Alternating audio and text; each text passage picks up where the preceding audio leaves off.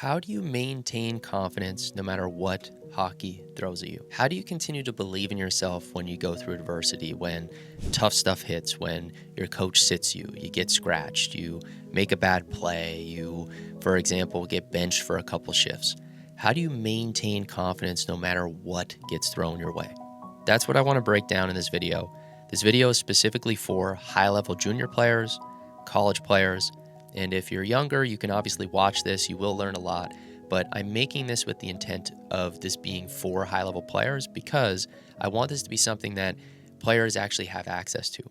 And I'm sure you've probably seen a lot of people out there who make these videos about you got to raise your frequency, you got to raise your energy, you got to increase your vibes and things like that.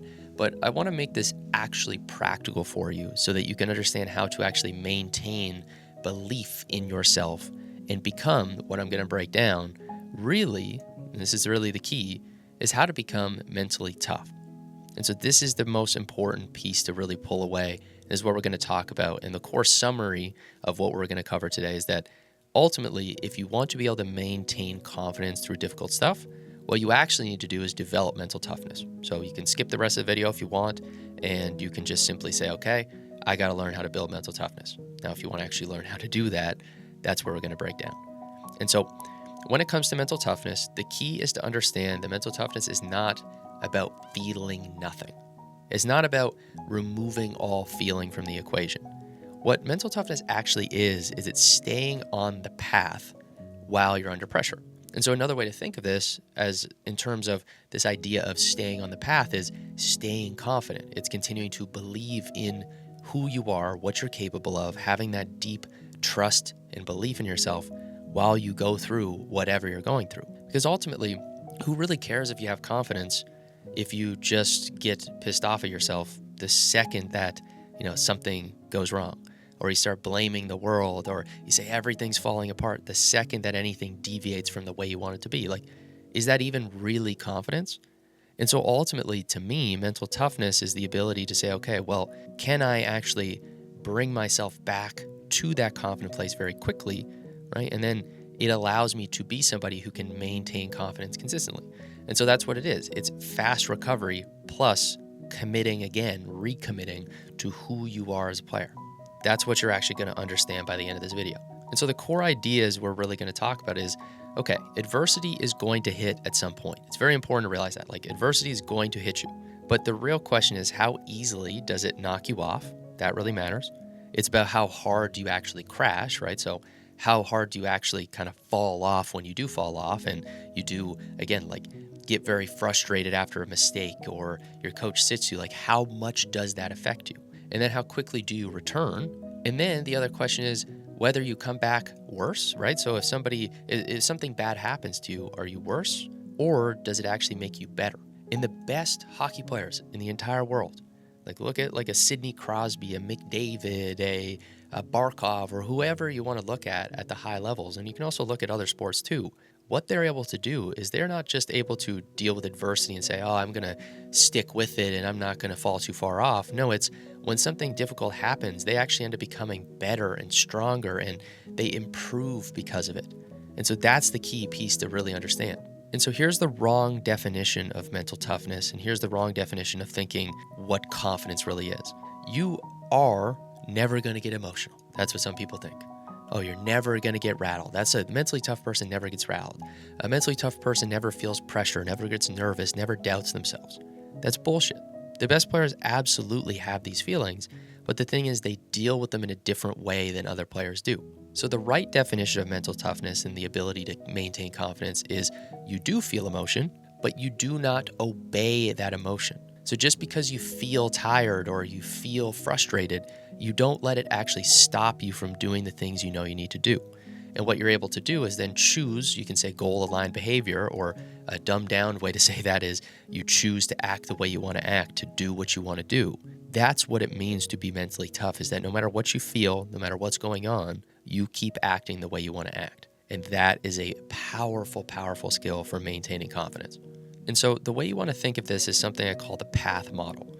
And so whenever we want to use confidence or use mental toughness, it's always in relation to a goal that we have. And so the way you want to think of this is you have a path towards your goal you're trying to move down. So for you right now, your goal is you're trying to move to Division I hockey if you're not there yet, or you're trying to move to the NHL or high-level pro if you're a college player. And so the way you can think of this, and again, just to also include, if you're a younger player, like if you're somebody who's playing like AA or you're playing AAA, you can also still understand this. It'll still make total sense. But again, you have this path you're trying to work towards. And the thing you have to realize here is that adversity is an obstacle in the path. That's what it really is. When you face something difficult, you face adversity, like again, a coach sits you, for example, that is an obstacle on the path towards you going to where you want to go. And so toughness is understanding how to move around it or move with it, right? And stay on track. Not allow it to stop you, but you actually continue to flow and move forward. The thing is that if you think of everything you're doing as moving on a path and you see anything that is difficult as, okay, this is an obstacle, I have to kind of understand how to navigate and continue to move forward through, then you realize, okay, like my job is to not get pulled too far off. I don't let anything, whether it's a guy slashing me, whether it's somebody attacking me, whatever it is, I just don't let them pull me too far off course, right? And so if you can get really good at this and see everything as moving towards the path, then everything you do as a hockey player, if you're very clear on what your goal is and you are fully committed to that, there's a lot of deeper work you need to do to get clear on those things and really make sure you do go all in. But ultimately, if you're clear on that, then toughness is, again, the ability to bring yourself back, keep walking the path, keep taking steps every single day, and not allowing any days to get wasted because you got distracted by whatever it was that distracted you. And so the way you can think of maintaining confidence and maintaining this toughness as you continue to move forward is this idea of performance leaks. So if you, for example, you freak out, you retaliate to somebody when they slash you, you slam your stick, you start blaming, you start quitting and you stop showing up to training, or you don't work as hard, or you start spiraling in a game after one mistake or one bad shift. Well, these are performance leaks. These are things that are like leaks in the bucket of you playing a great game, basically. These are things that are leaking and basically allowing you to not be the best version of you consistently. And, being the best version of you is what allows you to have the best chance to get more ice time, get more points, move up levels, get all the things you want, right? Bigger contracts, all that stuff. It all connects to reducing the performance leaks. That's essentially a really, really big part of it. And so the way you can think of it is that each leak steals focus from execution. Each leak is a distraction. The further you get pulled off course by your emotions, by your thoughts, by whatever is happening in the external world, it is stealing focus from you being able to play your best hockey. And so what you want to think about is that mental toughness is the real proof you care. It's not about being chaotic and freaking out. It's about composure. Because if you choose to be composed and have that next play execution or next play mentality, it shows that you really care about being successful in the next shift. If you start freaking out and spiraling and you lose composure and you don't continue to take steps forward towards your goal, that shows that you're not willing to do the things that are required to move towards your goal, right? And so the real proof you really give a shit about being a successful player is being able to bounce back very, very quickly and actually get better from whatever you face.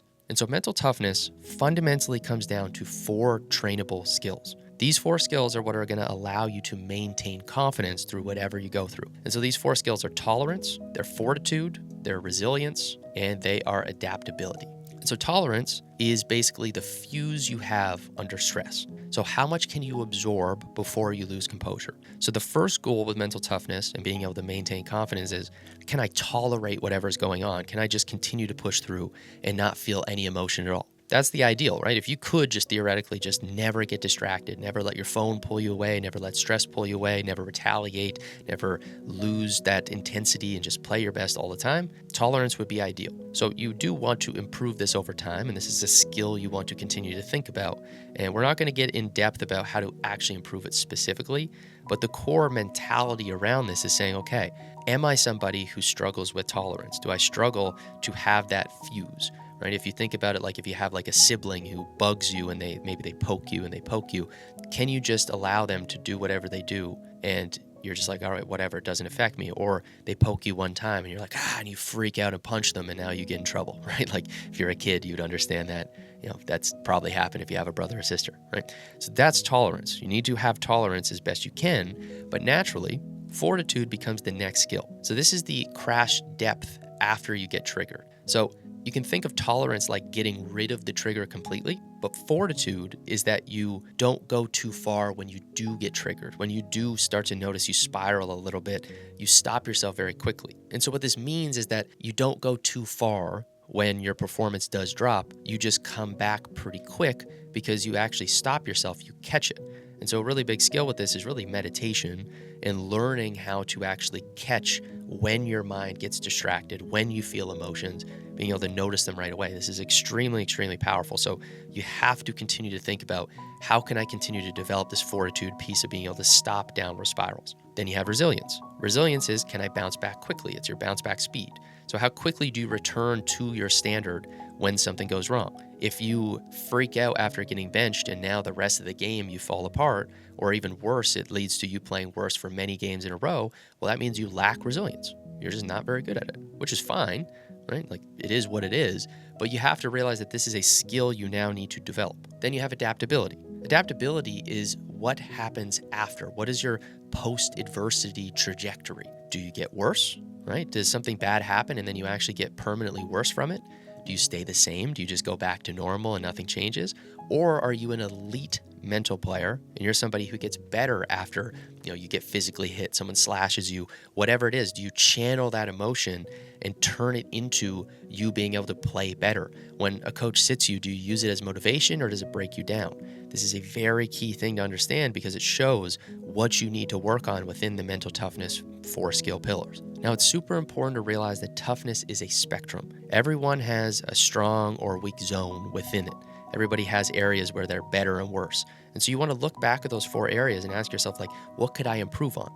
Perfection is not the target. You are going to have times where you do break down, but consistent upward movement is the target. Becoming tougher every time you face adversity is the goal. That's how the elite of the elite actually develop a mentally tough attitude and approach to the world, is that they just keep getting better at it. And so the core frame shift I want you to have is things are not happening to me, they're happening for me. This is really key. So when your coach sits you, you're like, okay, this is meant to motivate me. When you make a mistake, you're like, okay, I was meant to learn the lesson, now let's learn it. And this is how people who have that deep confidence and that aura are able to go through challenges, are able to deal with whatever the difficult thing is and not really get shaken at all because they see everything happening for them. They think the world is actually just revolving around them in some way, or at least that they're meant to be on a great path. And so that's what you have to think about, is that everything that happens is happening for you for some reason. Your only job is to figure out what it is and learn the right stuff so you can keep that upward trajectory. And so that's the difference between a fragile frame versus a growth frame. A fragile frame, you see everything as basically, okay, if you see my mouse here on the left side, you see everything that happens to you as basically leading you to get worse. Whereas on the top, you see everything is actually moving forward to make you better. And so that's the difference, is if you want to have a growth frame or you want to have a tough frame, is the ability to see every difficult thing as making you better and helping you. And so this is the identity shift I want you to make from this video. I want you to go from victim of adversity to somebody who builds through adversity. Whenever something difficult happens to you, your identity is somebody who actually gets better every time something difficult happens. Now, of course, in the moment, it's important to also have a plan of how you're going to deal with this. So in the moment, the sequence I want you to follow is I want you to notice the trigger. So notice whatever the thing is that's caused you to react. This is going to basically help you essentially kind of have that fortitude to not fall off, to not get pulled too far away. So that's the first piece. Then you have to pause, take a breath, right? This is something you can do kind of after a shift or after a game or whenever the thing is happening. In the middle of a shift, it's kind of hard to do this, obviously, but you want to do that. You want to name the feeling, name whatever feeling's coming up so that you can identify, you can create a little space and notice, and then choose the next useful action. What's the next action I'm going to take? And then I want you to re-engage immediately. Re-engage. Instantly, take the next step, take the next thing, set a new target. I want you to think of it just like you're basically like shooting a gun at a target or throwing a dart at a target. It's like, okay, what is my next target? And you lock in your mind like a heat-seeking missile and you channel every ounce of emotion you just had come up into that next thing. And when you can do that, it becomes extremely powerful, and you can have mental toughness within the moment too, not just long term. The identity shift is the long-term thing, which is also going to affect you in the moment because you're automatically and subconsciously going to react the way you want. But then in the moment, you just want to simply notice the trigger and notice it, breathe, name it, choose the next action, and then re-engage with that very, very sharp precision focus on what you're going to do next in the game. And so the rule for emotions here is I want you to feel it, but do not feed it.